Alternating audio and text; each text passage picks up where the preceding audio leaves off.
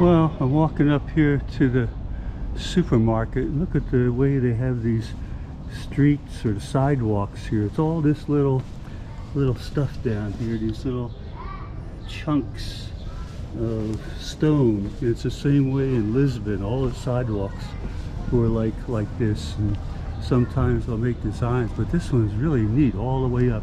It's uphill. There's the church there,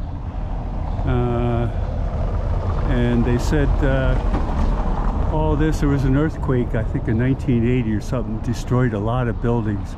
So almost everything that you see here, there's cars coming down, is restored, and the church is kind of plain now because all the woodworking and carving and the gold stuff is all gone there, so they just rebuilt it. But walking up to the supermarket, should be up here, and all right, let's keep going.